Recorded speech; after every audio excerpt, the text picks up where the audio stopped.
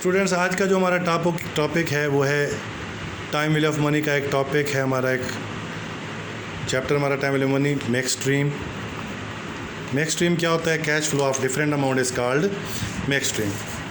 अब हमने करना क्या है, आपको एक पैराग्राफ दिया जाएगा।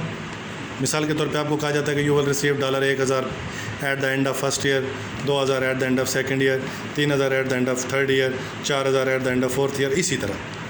तो आप सबसे पहले एक टेबल बना लेंगे, ईयर लिखेंगे कि कितने साल तक हमें वो अमाउंट जो है रिसीव होती रहेगी, मिसाल के तौर पे 5 साल तक।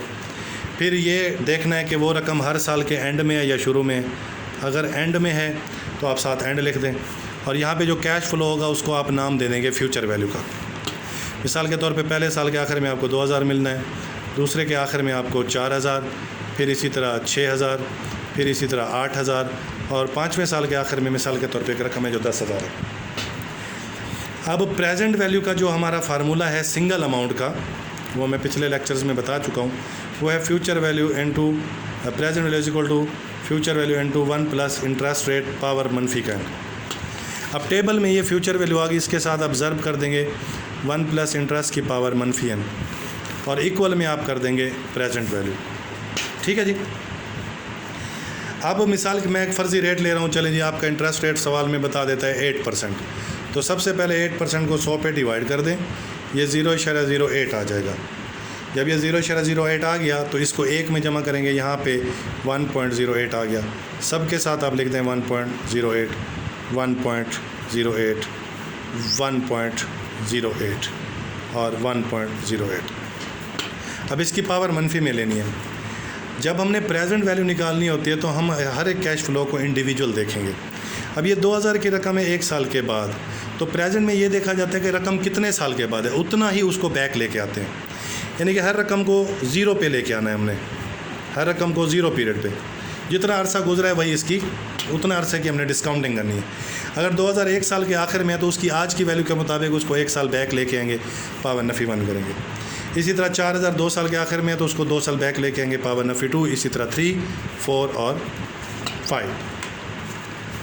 फिर हम अपने कैलकुलेटर पे 1.08, ये पावर साइन है, नफ़ी 1 कर देंगे।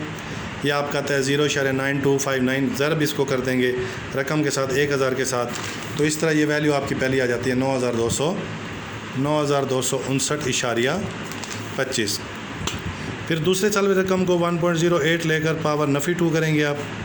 यह आपका 0.8573 ज़रबे आप पहले 2000 रकम थी तो मैंने थोड़ी गलत ज़रब दी है, तो ये 1.08 की पावर -1 किया हमने, 1.08 की पावर -1 किया, मल्टीप्लाइड भी 1000 नहीं था, 2000 था, तो ये तकरीबन 1852 कर सकते हैं इसको। ठीक है। उसके बाद इसी तरह 1.08 की पावर नफ़ी 2 करेंगे, फैक्टर आएगा, ज़रब 4000 कर देंगे।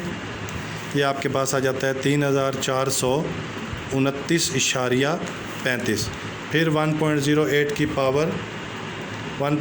पावर -3 करेंगे आप, -3 करने के बाद इक्वल कर दें, मल्टीप्लाइड बाई 6000, तीसरा कैश फ्लो की रकम।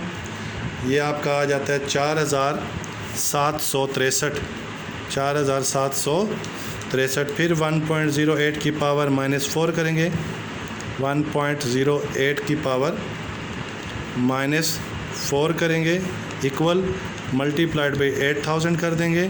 ये आपका 5880 जवाब आता है। फिर 1.08 की पावर -5 करेंगे, इक्वल करेंगे, ज़रब 10,000 कर देंगे। तो इस तरह ये आपका आ जाएगा 6800, चलो 6 कर दें राउंड करके। फिर इसका टोटल करेंगे, ये आपकी पीवी आ जाएगी। इसमें आप जमा करें 5880 जमा 4763 जमा 3429 जमा 1852, तो ये टोटल प्रेजेंट वैल्यू आपकी आ जाती है 22,730 कर दें राउंड करके। अच्छा, अगर यही कैश फ्लो वो हमें कह देता है कि हर साल के शुरू में है, तो अगर हर साल के शुरू में, पहले के शुरू में, तो इसका मतलब अभी कोई अरसा नहीं गुजरा तो पहले की पावर नफ़ी 0 ले लेंगे, जहाँ पे 1 है वहाँ 0 कर देंगे। फिर दूसरे के शुरू का मतलब होता है पहले का एंड, यानी 1 साल गुजरा है तो उसको नफ़ी 1 कर देंगे। इसी सवाल को दोबारा हल करेंगे बिगिनिंग के मुताबिक सेम तरीके से, लेकिन पावर नफ़ी 1 कर देंगे। इसी तरह तीसरे के शुरू में है तो इसका मतलब 2 साल गुजरे हैं, चौथे के शुरू में तो 3 गुजरे हैं, और 5वें के शुरू में तो 4 साल। इस तरह पावर कम करके तरीका वही होगा, फिर टोटल आप कर देंगे।